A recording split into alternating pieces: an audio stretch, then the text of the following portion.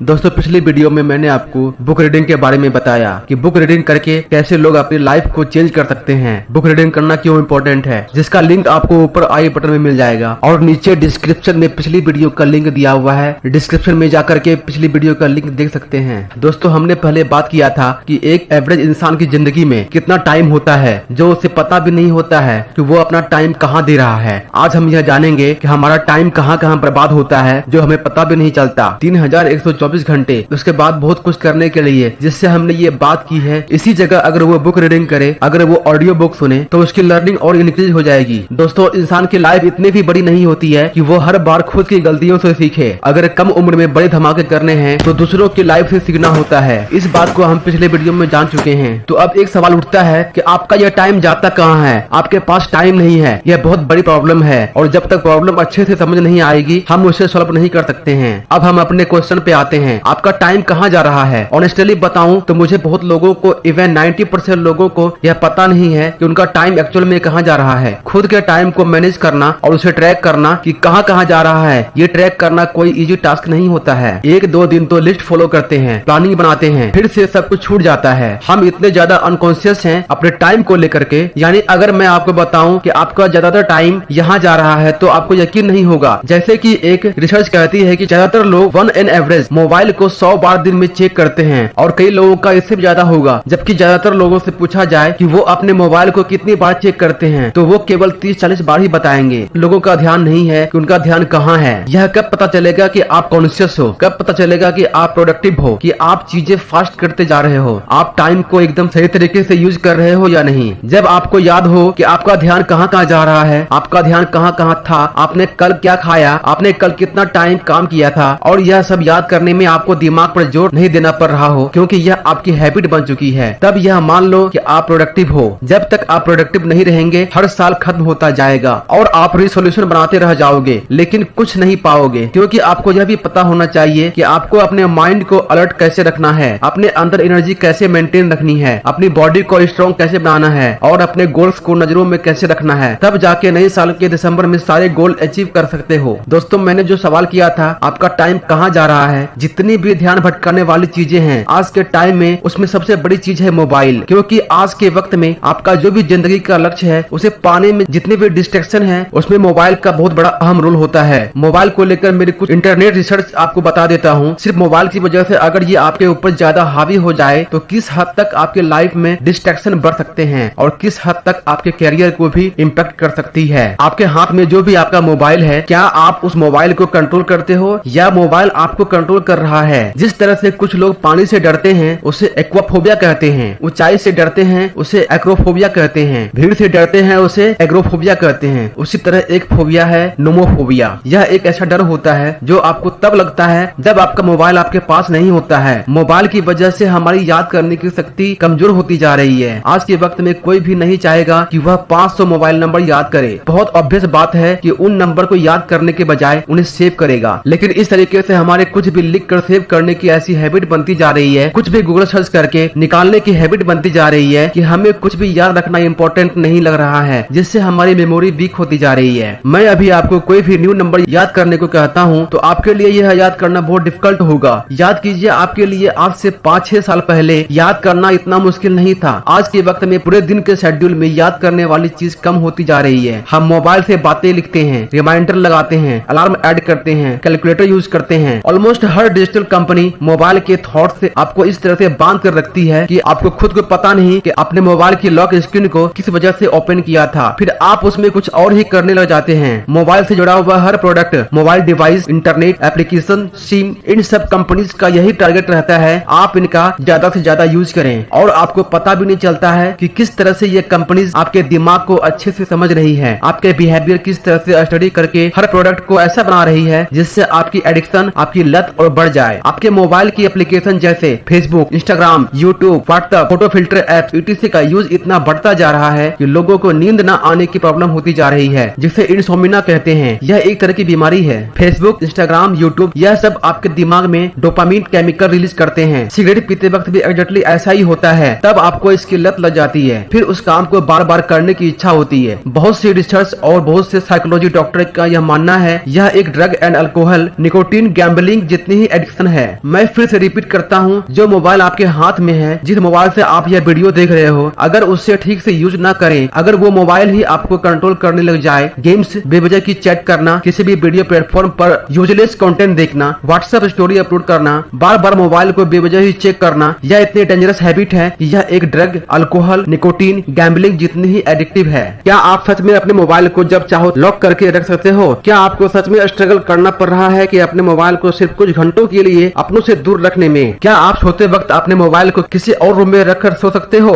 आपके माइंड में बार बार मोबाइल का विचार आएगा। क्या आपकी बेचैनी बढ़ती जा रही है आपके मोबाइल को बार बार चेक करने की, जबकि आपको पता है कि आपको कोई भी मैसेज या नोटिफिकेशन नहीं आया है? आस्क टू योरसेल्फ, अपने आप से पूछिए कि पूरे दिन कितने % मोबाइल का यूज करते हो जो आपके बेनिफिट्स के लिए हो। ऑलमोस्ट 90% से ज्यादा आप मोबाइल का यूज अपनी लत को पूरा करने के लिए कर रहे हो। बाकी के 10% हो सकता है आपका कोई काम हो। क्या होगा अगर आप 90% प्रोडक्टिव तरीके से मोबाइल का यूज करो और केवल 10% ही अपना टाइम पास करो? तो यही एडिक्शन बुरे से अच्छे एडिक्शन में बदल जाती है। अब बात करते हैं फैमिली की। जब हम बाहर होते हैं रेस्टोरेंट में डिनर के लिए, कोई भी वहाँ खाने को एंजॉय नहीं कर रहा है, एक दूसरे से कोई बात नहीं कर रहा है, हर इंसान बिजी है मोबाइल में, किसी और से बात करने में, जो कि वह खुद किसी और के साथ में है और उसके साथ टाइम को एंजॉय नहीं कर रहा है। इस मोबाइल की एडिक्शन से कम्प्लीटली इग्नोर कर रहे हो अपने फ्रेंड्स को, अपने फैमिली मेंबर को, और जिनको आप इग्नोर कर रहे हो वो खुद पूरा खाना खत्म होने तक मोबाइल में लगे हैं। अगर आपकी प्रॉब्लम इस तरह से हो रही है कि आप चीजों को बार बार भूल रहे हो,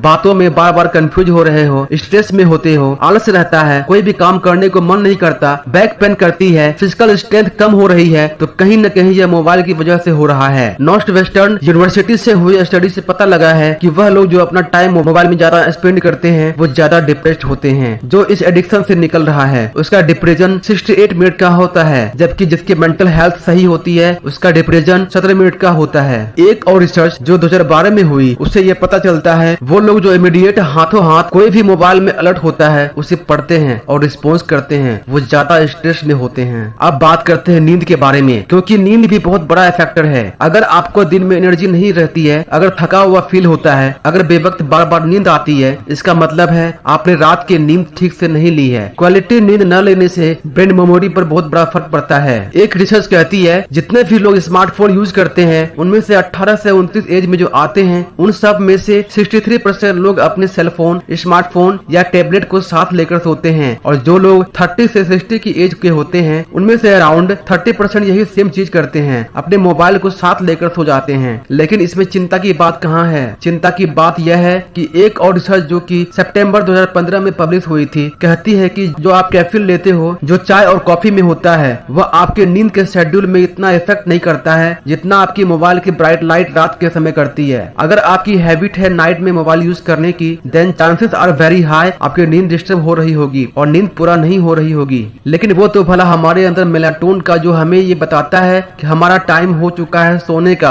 और नींद आ जाती है। हार्वर्ड की रिसर्च ने 6.5 घंटे तक के ब्लू लाइट और ग्रीन लाइट के एक्सपोजर के इफेक्ट को देखा और पता चला कि ब्लू लाइट ग्रीन लाइट से दोगुना मेलाटोनिन को रोक देती है, जो कि आपके मोबाइल डिस्प्ले में होती है। उसकी वजह से जो आपको नींद आने में तकलीफ होती है। नींद के बारे में इतनी रिसर्चेस इसलिए बता रहा हूँ क्योंकि नींद डिस्टर्ब होने से इंसान की लाइफ किस किस तरीके से बर्बाद हो सकती है, इसके बारे में लगभग लोगों को तभी पता लगता है जब वक्त हाथ से निकल चुका होता है, जब नींद के लिए दवाइयों की जरूरत पड़ चुकी होती है। अब बात करते हैं ऐसी चीज जो आपको अजीब लगेगी, वह है बैक्टीरिया। यह एक बहुत ही ज्यादा हैरान कर देने वाली रिसर्च है। यह यूनिवर्सिटी ऑफ एरिजोना की रिसर्च ने पता लगाया कि आपके टॉयलेट में जो भी बैक्टीरिया होते हैं उससे 10 गुना ज्यादा बैक्टीरिया आपके मोबाइल पर होते हैं, और आप उसे यूज करते वक्त खाना खाते हो, उसका इतना यूज करने के बाद ग्लास को हाथ लगाते हो, टॉयलेट को तो आप साफ भी कर लेते हो, लेकिन मोबाइल जैसी चीज को आप कभी क्लीन नहीं करते। आपके मोबाइल को बार बार हाथ लगाने की हैबिट आपको कब कब बीमार कर रही है यह भी आपको नहीं पता। फैमिली फ्रेंड्स की अगर हम बात करें तो हम अपनों से इतने दूर होते जा रहे हैं कि पड़ोसियों के नाम तक नहीं पता, गली के फ्रेंड से ढंग से कब बात की है